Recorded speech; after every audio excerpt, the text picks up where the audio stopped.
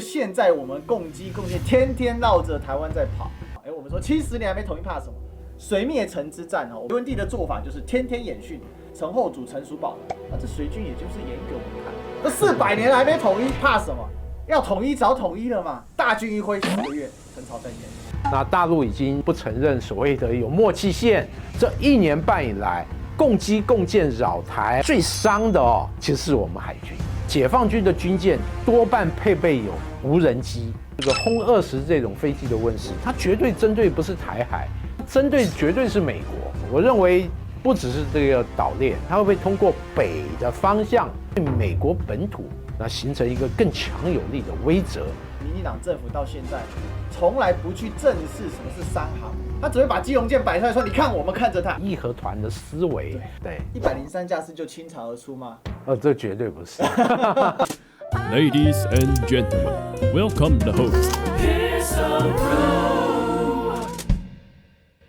欢迎收看今天的互来座谈，我是主持人历史哥李一修。我们今天呢要来聊聊最近这个很夯的军事议题，因为近期呢又破纪录，什么破纪录呢？共机扰台破纪录单日破100架次这个放在以前几乎是不可能的而且呢，这个扰台的范围呢又深又广既有在西南空域跟东南空域，也有在中线附近甚至呢进而对岸直接说已经没有中线存在直接否认。看来这个战情是越来越危急不过台湾目前社会对这个关注度并不高所以我们真的要好好探究一下所谓的文攻武吓当中呢搭配的宣传战还是真实的一个问题那这个如果是真实的问题呢，那这个就头大了。与此同时呢，我们也看到这个最近解放军的第2艘航母，第一个自制航母山东舰在穿行吕宋海峡日本的统合幕僚监部这个防卫省非常重视可是台湾目前似乎也没有相应的重视目前甚至呢，已经有学者开始认为这个不是攻台准备，这是攻台又防美或者是说呢，这个是要对美作战的准备而攻台准备只是其中一环。同时呢，这个解放军也有新的隐形轰炸机，据说要入列了或者要开始进行试飞了，所谓的轰20到底厉害在哪里我们今天呢，关于军事议题我们来请我们的郑继伟郑总编来聊聊。怎么样？大家好。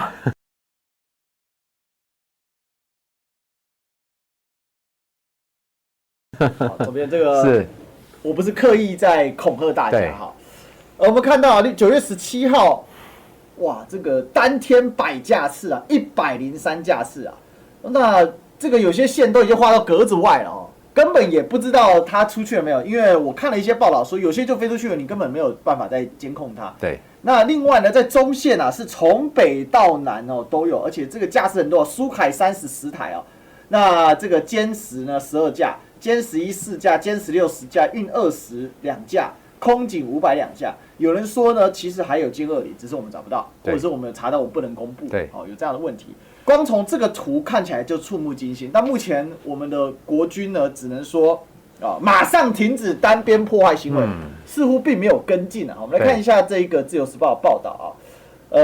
共军呢倾巢而出扰台好，那公布总共103架次，共建也有9艘主要的就是在这个所谓中线到西南空域这一带来活动刚才的各型飞机我已经跟大家报告，重点是严重的挑战。国军呢备战不求战，因战而不避战，沉着应对，作战为背景，训练为着眼处处是战场，融入实时做训练，提升防卫作战能力。讲这些要干嘛？重点是这个我们分2个层次第一个来请教总编，这个图看到你检视出什么讯息？其实这个图正显示这个共军在做这个远海长航相关的训练，尤其是大家这个最要注意的这个黄的和紫的，这个紫色是歼16，重型轰炸机。我们知道重型轰炸机它这是航程比较远，对，那另外这个黄色的是这个空警500，也就是空警结合这个歼16这种远程的战轰机进行一个任务编组，进行远海长航时训练，而且它在回航的途中它还接受了这个运油20的空中加油，这是一个典型的远程的海上相关的作战，不管是这个远程的这个精准飞弹的这个攻击或者对假想敌海上的目标进行一个威慑或者配合解放军在这个我们东南方海域哦，之前这个国防部也有这个发出公报，山东舰编队已经到我们台湾东南方海域进行相关的这个演训，也因此哦，可以理解或者可以解释，它既符合他自己海空战训之所需，另外他这样的编组对于美国在第一岛链的周边海域的包括基地、包括海上兵力，也可以产生一个威慑。毕竟歼16它本身航程远，而且火力强，配备好几种可能对海的攻击的飞弹、精准武器，再加上有预警机的空中指挥管制，让它空中的敌我态势的判断或者掌握，可以达到一个比较高的水平。因此，这样的编组对于假想敌的海上兵力来讲确实是威胁比较大。我这边想提几个问题。第一个是说，就是从西南往东南出去，对，那它的目标是台湾嘛？因为它不是绕行。对，那有人是说，它其实目标是往关岛这个方向。其实它这个目标当然已经跳脱台海周边，它已经是剑指第一岛链内的它的主要对手的基地或者海上兵力。毕竟，如果要扰台，它只要在这个台湾海峡内加强相关的活动就可以。而且我们要注意哦，那自从裴洛西访台以后，那大陆已经这个不承认所谓的有默契线，不断增加在台海周边的空域海域的活动。其实除了这些有人飞机以外，我们更要关注它无人机未来活动频次的增加。但就目前为止，我们统计过去或者密切注意它无人机的活动，目前还没有一个很明确的一个规律。比如说，它是不是每天都有无人机，或某种型号的无人机，或者这些无人机都是从哪几个基地出发对台进行相关的侦查或巡逻？到目前来讲，它的规律性还不是那么明确，这个还有待观察。另外，我们现在看到是空中的态势，我认为更严重是海上的态势。国防部从来不公开，共建它的轨迹、航机位置在哪里？他可能跟你讲，这今天有这个7、8艘，我记得最多好像是有20艘在台海周边活动。我们这个空中活动，我们国防部现在越来越常说，我们用防空飞弹或雷达进行这个相关空情的掌握，追踪它的讯息。我们海上不是这样啊，我们海上是1对1的方式，就是共建接近我们海域，这个进行活动。我们通常会派一艘军舰，或者我们海巡署，派舰进行一个1对1的跟踪。那根据这个海军朋友跟我们讲的，透露给媒体，就是这个解放军的军舰多半配备有无人机。如果它接近我们领海相对比较近，接近比联区很近，他派个无人机升空，然后到我们海岸这样飞一飞，顺便拍几张图，到此一游啊！这个对国军来讲，恐怕之前金门无人机的事件重新复制，这个对于打击国军士气或者让我们这个政府出糗，这个状况其实是军方要积极避免的。因此，就是让我们海军或海上兵力比较辛苦，就是共建来，不管大船小船。能顶上去的就顶上去，这造成我们这个海军那目前有一种兵困马疲的一个状况。特别我们是很多军舰，我们都非常清楚比较老旧。对，比如我们济阳级大概50几岁，我们这几天公布的这个基隆级监控这个山东舰编队，这个基隆级也不年轻，他1980年代初开始这个服役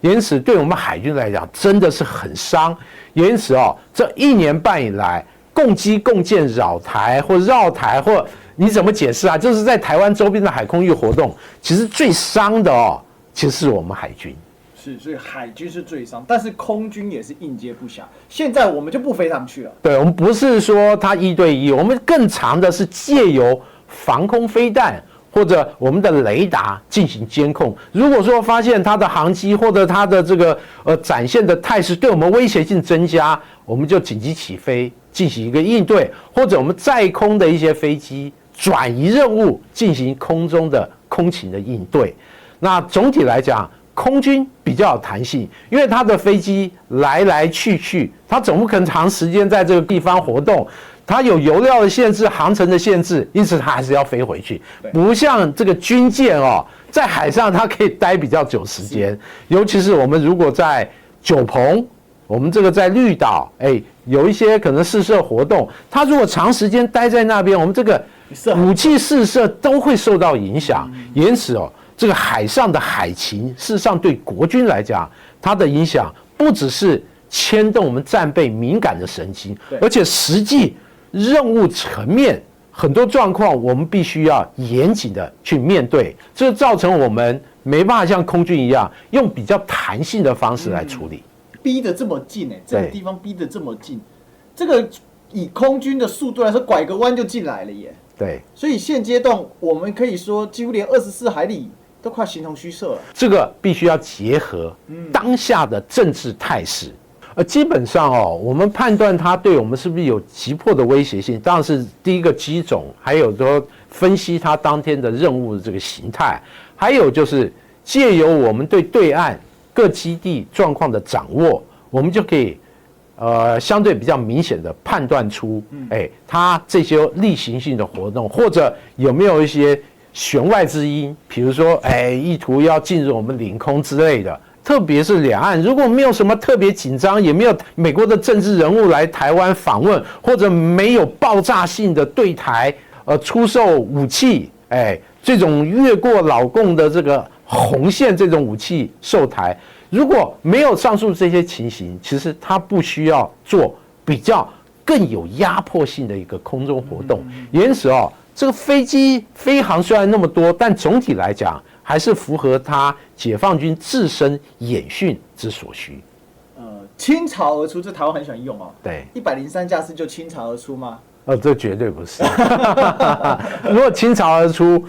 加一个零可能多啦，大概这个200架、300架，再加上它的编组可能既有这种防空压制。又有在攻击性的无人机，再配合有人机，形成一个复杂的进攻队形或者进攻的编组的话，我认为你在这个层面称之为倾巢而出，那或许可以配得上，而且不只是空中兵力、海上兵力，还有火箭军，如果都拉出来，我认为这个可能才是倾巢而出。所以说起来，因为台湾的空域很小。台湾土地面积很小，对，所以对解放军来讲，现行阶段要进行饱和式打击，并不是要耗费它多大的比例，它以这一定的比例拉出来就已经是非常饱和，你空域也塞不下了。对，其实这些空中活动对于我们来讲研判很容易，就是你其他配合的军兵种有没有一起拉出来，你才可以研判它是不是对台动武对我们威胁性怎么大。比如说，飞机架次哇这么多，要发现火箭军的几个重要的一些兵力也展开，可能某些像这个东风系列这个飞弹，就这个发射阵地。上次环台军演就我们这几天还有谈远火。其实远火对国军的威胁也很大。这个多管火箭射程超过300公里，哇，这个可以从这个福建打到这个台湾西部的重要的像这个雷达站，空军基地，甚至海军基地都打到。对国军来讲，远火是未来大家必须要高度关切它新的兵力。是啊，对，而且这个远火补充容易，造价便宜。确实，特别跟飞机跟飞弹比起来，它是便宜多了。这个也是俄乌战可以看得到的啦，就是廉价但能够大量可持续性的军火，然后又能精准打击，那就太好。是，这也是为什么无人机现在变很重要。那在这个共军的这个100余架次啊，来到老台的这个部分呢，那对岸的学者说，这个就已经是空中战役级别的一个型号，而且并且说这是一个新常态，未来动辄可能就有100余架次这样出现。那这个是这个《环球时报》的一个，就算是他一个评论了。那标志着可以说啦，共军绕台飞行或者说台海跨域飞行的能力已经提升到一个新的阶段跟水平了。空中战役级别行动，对台战役还是对美战役，还是台美皆然？我觉得它就是模拟一个战役行动。刚才看到那个里面亮出的兵力和飞行架次，应该还不足以遂行一个比较大的战役。或者进行某种程度的军事威慑，这绝对有这样的这个味道。但我必须说，我很同意，它未来这是一个新的常态。就是在某个事件或某个时间点大幅增加它的频次，那对台形成一个更大程度的威慑。事实上，严格说起来，不只是对台湾，还有对美国，甚至有时候会对日本。比如说日本近期对于两岸的态度，感觉走得越来越激进，对不对？对于老共来讲，就可能说，日本越来越接近我设定的红线，未来会不会再增加台湾北缘或者接近东海方向对日本的一个威慑？我认为也极有可能。所以还有这一个所谓阻断你的援军的一个作战的部分啊，破百架是有没有政治意涵，还是军事意涵在里面？当然，其实军事的天花板就是政治嘛。我们姑且要跳脱两岸政治议题，更多的可能是中美之间一个对话。特别我们看整个大的形势来看，目前美国很急啊，这个中共他们不急啊。我们只看到美国国防部就是常常说，你的国防部长跟我见个面吧。美国政府也说，我们这个军事上要建立护栏。我们发现好像近期比较急的是美国方面，那老共为什么不理？就是因为，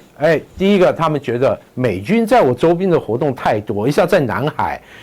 一下又跑到黄海，要接近我经济地区进行军演，那抵近侦察你也没有减少啊，更何况你在这个台湾这个议题上来讲，美国政府不断的发牌，这个大陆方面应接不暇，再加上这个美国所谓的这个要全面的竞争，在贸易战，在很多这个层面给予这个中共来讲很多打击，因此在这个状况下，我认为这个中共对台增加它的军事活动，虽然他自认为正常演训之所需，但跳脱军事，这个绝对有更高的政治意涵。政治意涵不只对我们现在这个民进党政府，那更高层面也是给予美国一些重要的讯号。所以事实上，我们不能只用台湾来看这件事，绝对。不过确实是加大了施压的压力，不然103架次不可能没有政治意义。确实啊，最明显就是美国人不断的要跟你谈啊。其实我们看解放军在空中，至少空中上对于外军的飞机，它采取的方式其实有好几种。第一个就是空中这种大机动从你前面过，你产生的这个扰流，让你这个飞起来震动，这个享受一下这云霄飞车的乐趣那另外就是还会撒油。有时候一些油污染的这个飞机，回去你要好好的清洗一下。那另外还有这释放这种啮条，就是那种干扰丝。如果说进入发动机，这个对你来讲也很麻烦。那另外就是有时候船舰，那也比较这个遏制一点，就是用雷射来照射你，对飞行员或者对方船只，这种舰员产生一些危害干扰。但严重的时候可能会造成短暂的失明。那这种案例其实过去美国已经做了一些抗议。那另外像加拿大、澳大利亚，其实都有这个飞机或船舰相关人员提出抗议，正显示了对于外军的一些接近他的利益海空域活动，那解放军他采取的行动其实有时候会比较激进一点，算很强硬的。对，好，那当然关于这个对岸的空军的增强最近一个比较大的新闻就是轰20远程隐形轰炸机的一个可能开始来进行试飞了那这里呢，我们可以看一下这个是南华早报的一个报道，我是把它翻中文的中国神秘轰20轰炸机或许能够打击第二岛链那不是对台湾西安轰20设计的电脑生成图片由国防旗下的杂志来发表分析师说这个图片呢所显示的轰炸机未来在2020年代的末期投入使用，优先考虑的隐形跟远距离的飞行这个轰20会对台湾的这个产生威胁，或者是它就是拿来针对美国的一个设计跟一个军事的一个新的武器跟利器其实对台形成威胁，它不需要达到战略等级，它战术等级的飞机，因为台湾就可以，因为两岸之间距离太近，台湾海峡平均宽度大概就不到200公里嘛，最窄可能170公里，以这样的这个距离，这样的一个这个长度的话，那其实一般战术武器就可以达到，而且不只是一般战术武器，我们从这俄乌战争发现，连这种小型的无人机这样的距离，对无人机科技来讲也不是什么难事哦。是，因此像这种这个轰20这种飞机的问世，它绝对针对不是台海，绝对是这种战略级的竞争对手。那我们打开世界地图或列举的国家，它针对绝对是美国。那至于说能不能打到第二岛链，我认为不只是这个岛链，它必要的时候，它可以从可能中俄之间越来越友好，它会不会通过北的方向对美国的阿拉斯加、这个加拿大，从那个方向过来，对美国本土那形成一个更强有力的威慑？我认为以这样的一个具备隐形能力，可能航程又远，对，可能火力也比较强，这样级别的轰炸机，我认为这样的性能，那只是说它的基本要求而已。否则，如果达不到这样的要求，现有的轰6，改良型，比如轰6K、轰6N，它就已经直击这个关岛第一岛链内的这主要的目标。那日本、韩国或者未来菲律宾更多的美军基地，也绝对在轰6K 或轰6N的打击范围里面。因此，这样更新一代，它绝对针对的打击纵深的目标，绝对是第二岛链甚至更后方，那甚至美国本土的目标，在某个条件下，它也可以遂行这样的任务。轰20还没有正式现身哦，什么时候会成军呢？就是或者说，它现在这个所展现出来的，有人说这个就是吹哨状的，还是真的已经有办法做到这种程度？我认为就是以现有人类的科技来讲，未来的隐形轰炸机大概长得大概就是这个样子，就是一个飞翼构型，整个外形比较扁平像这个美国的 B2现在有的 B21最近也才刚刚展示，好像长得也很像。长得很像啊，基本上就是 B2的这个缩小版，那它的整体的外形特征一样。那它这架这个 B21原型机出来啊，后来发现就是主要进气道比较缩小，然后飞机比较扁平，整个体积那小了一大圈。那另外在这个翼面的这个设计结构来讲，也有一些优化，也有一些不同，但总体来讲，就感觉上好像是这个同一时期从风洞里面吹出来的外形因此它有比较好的传承关系。但我觉得除了这个逆中科技相关的这个发展的以外，我们知道 B21它推出来主要目的是什么？除了更新它的轰炸机，另外一个就是美国空军觉得 B2 太贵了单价21美元。21亿美元，21亿美元，那维护费用又高，因此 B21它非常强调它的单价要便宜，维护费用要低很多，因此它出厂的这个单价，据说要压低到7亿美元以下。如果说一切都达到它的要求，我认为它未来生产个80到100架，这个应该是没有什么问题，而且用于取代现有的像这个 B1。还有 B2 等等，维护费用非常昂贵的飞机，对美军来讲，其实现在要解决就是它庞大的武器库里面有一些武器这个随着年龄渐老，它整个维护费用水涨船高，然后你把它丢了也不行，没有好的接替，那你继续维护以后要这个无底洞越填越多，因此它必须要发展一种可能整体科技能力到比较高的水平，但它的钱所需，包括单价、维护费用等等，能够大幅降低。不只是飞机，军舰也是如此。是中国大陆的这个20家族空军家族，感觉起来都是狠角色对。那现在这20家族，当然 B20还没有正式出台啦那不管是歼20，我们据说已经在台湾绕了很多次，像去年花莲空中4声巨响，到现在未解之谜到底国防部什么时候公布，我们不知道。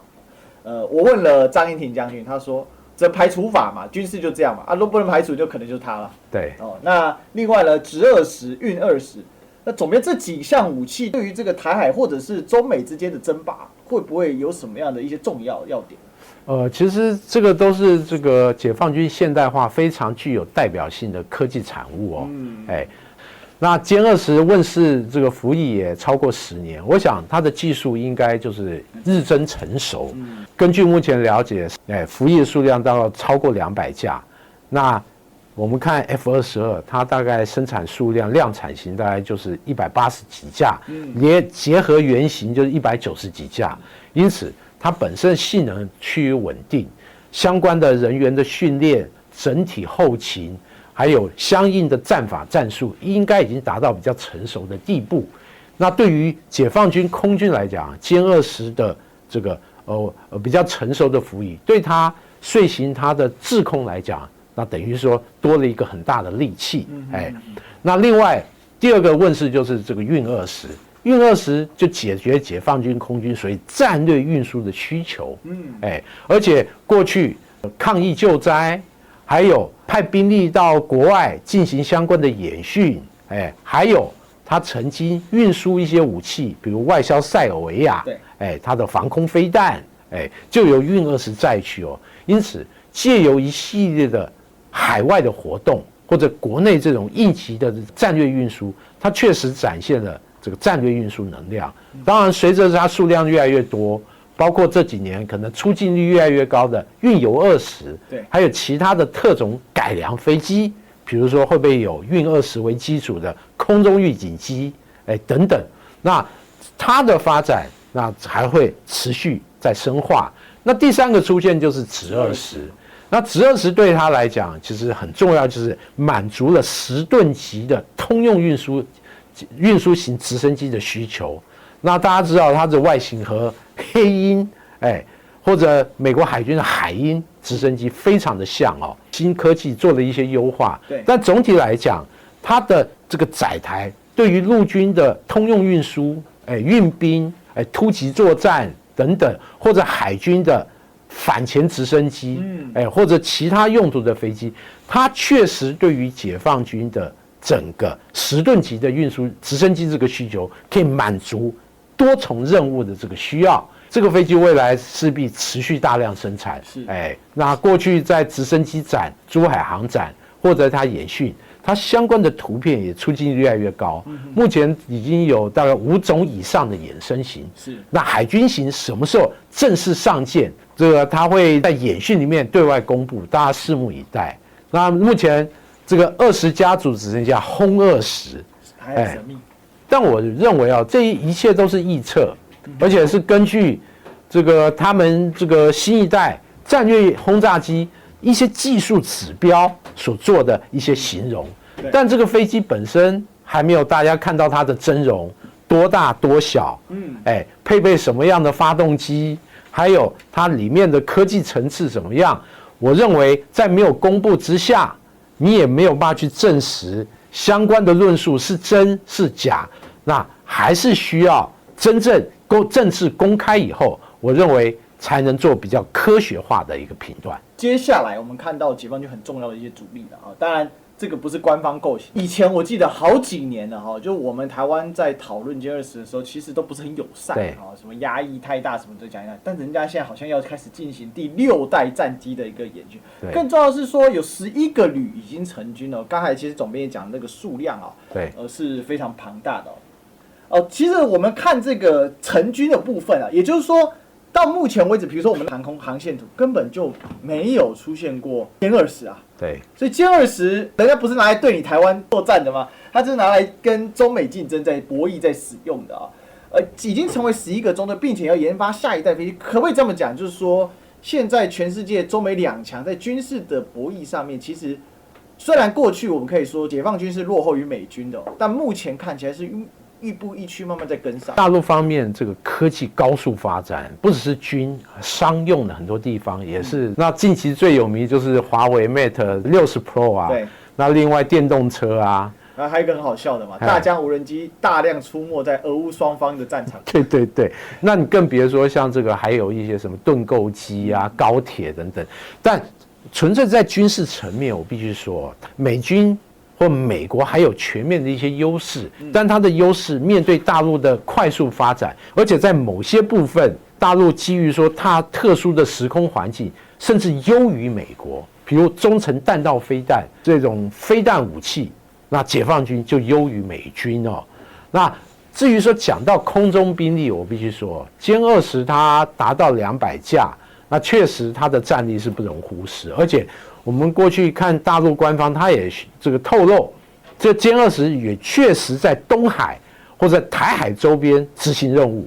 那之前有报道称，它还这个在钓鱼岛、钓鱼台附近执行任务，但截至目前为止，我没有发现日本航空自卫队有任何很明确他发现歼20，或者跟他在空中接近，至少在官方这个层面我们看不到。那是不是国军和这个日本或美国一样，刻意掩藏？我明明有发现歼20，我故意不说，来这个进行一个欺敌的一个作为。那这个目前不得而知，但是我们就公开的一些讯息，还有官方的证实来讲，确实对于歼20的探测和识别上来讲，目前大家不承认有发现过它。再来，我们来谈海军啊。刚才总编就提到说，我们的基隆舰呢，去跟着这个山东舰首一次同框出现啊。但是这也某种程度也显示说，人家离我们真的很近哎。因为什么呢？我们根据日本的防卫省统合幕僚监部所公布最近山东舰的一个讯息，他这次带了21艘船的编队哦。很大型的编队从哪里经过呢？我们这里是巴士海峡，它有好几个海峡，简称就是统称叫吕宋海峡，从这里经过，甚至呢这个线是这样画，那有没有可能更近或怎么样？我们不知道，因为国军是不公布的。对，总编这个问题不是国军秀秀肌肉可以解决的感觉啊。肌肉来讲，当然是这个不是一个量级来秀哦，因为毕竟这个山东舰不会一艘船在这边让我们这个基隆舰在这边监控，它周边都是它的驱逐舰、护卫舰，它底下应该还有前舰，这个执行相关的演训活动。但从这样我们可以也就发现，它基本上就是保持一个监控、监视，然后无害通过。其实这个地区哦，通常是风高浪急，因此解放军这个山东舰编队通过附近，我们绝对是空中有飞机。这个海上有军舰，甚至偶尔还会派无人机进行一个立体式的这个监控，但总体来讲，刚才那个画面就是国防部要展现，就是对于解放军军舰的这些在台湾周边的活动，国军都会有相应的兵力进行一个对应，但是对应的结果，这个解放军的船很多啊，国军的船相对要少很多，而且我们的舰龄比较大，长期这样对弈哦。对于国军来讲，真的是会严重的内伤。我们现在就只能做文宣对，比如说最近国防部就编了这个国防报告书嘛，就特别把福建号、山东号给拿出来，还把它画入图片里面啊。那就介绍了一下共军新式无人机等诸元呐。国防部想凸显是说，我们是掌握了共军的任何变化但是你掌握了变化，不代表你能应对这是一点。第二个，从政治面来讲，我们刚才谈到现在。解放军现在是不漏掉任何一个在政治上可以扩大它军事行动合理的，而且它绝对不会往后退。那与此同时，我们可以看到呢，这个第3艘的这个航母福建舰已经把它的弹射棚给拆掉了。当时还有很多人在笑说：“哎呀，那个遮起来搞不好根本就没装啊！”按人家装了呢，怎么办？这个是大陆的网友坐飞机的时候经过那个船上课，咔嚓把它拍下来，然后在网络上流传的。这个就是最新的这个状态，随时要进行海试了那最后阶段了。另外，我们也看到辽宁舰在升级改造，从训练舰转为战斗舰好吧，这分2个来说第一个，福建舰可能2025年就会正式的入列服役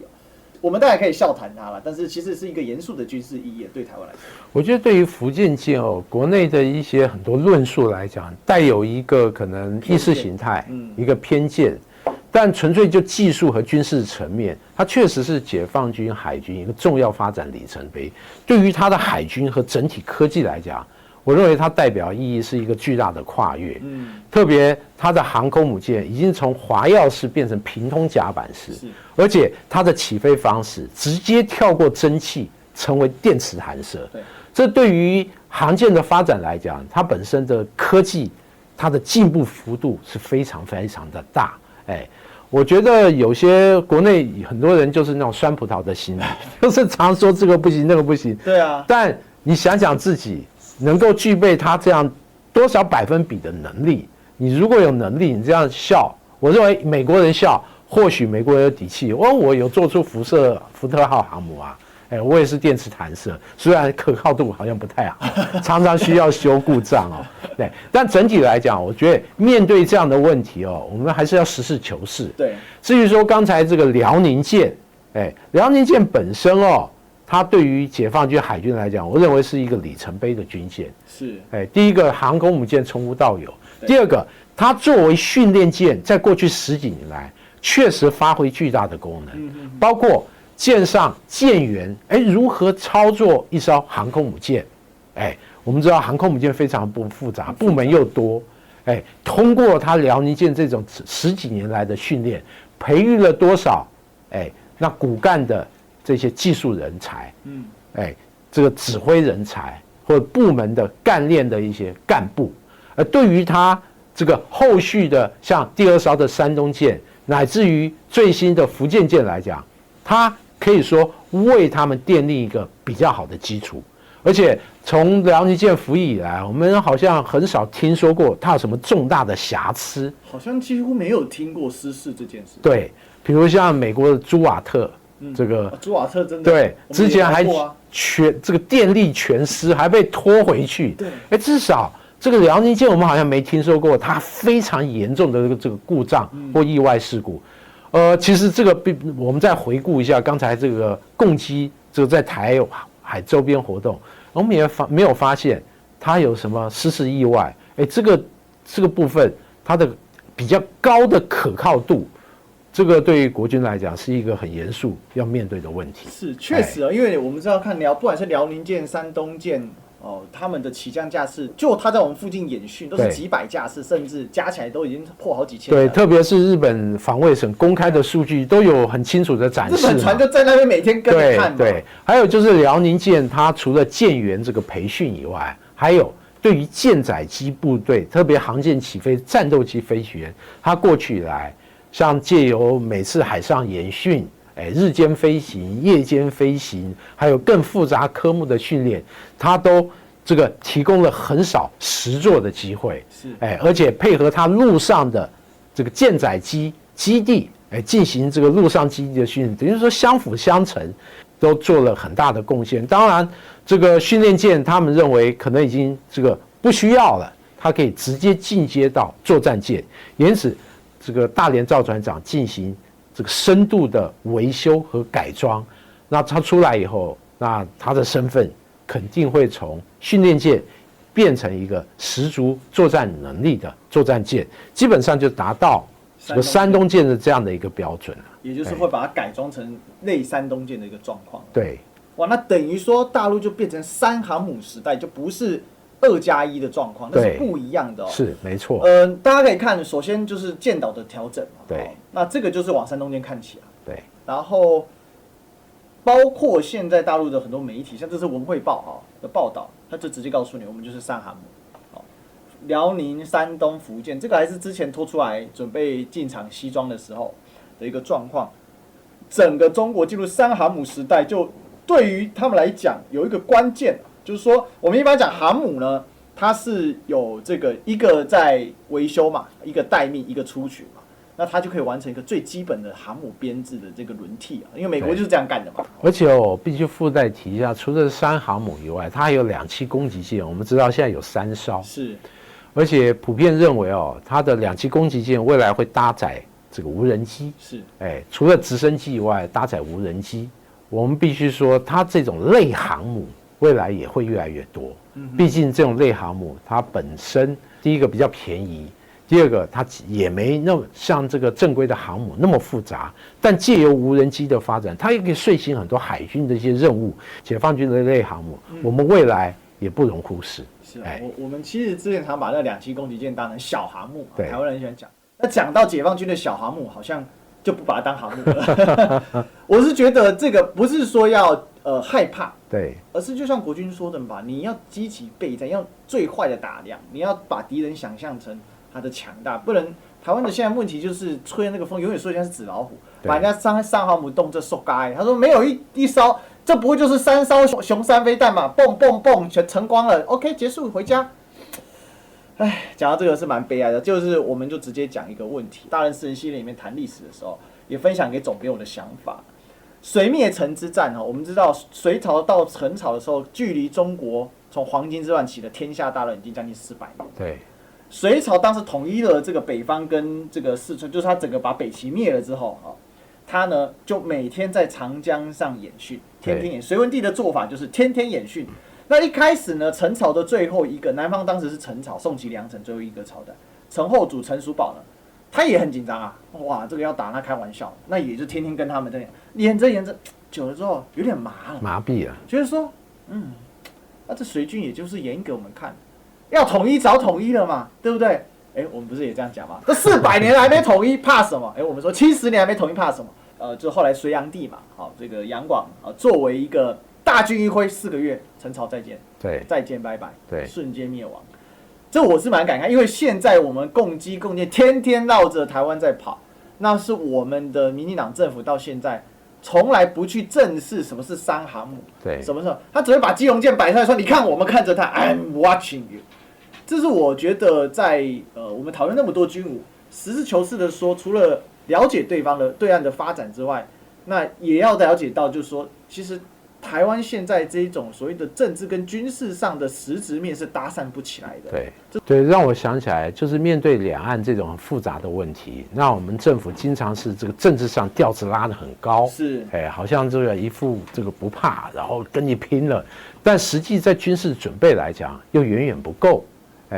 那试想近期大家都说城镇战，哇，一人发一个步枪，或者之前老美有人说每个人一把 AK， 但是符合这个实际的现况吗？更多的这种是一个义和团的思维。我认为，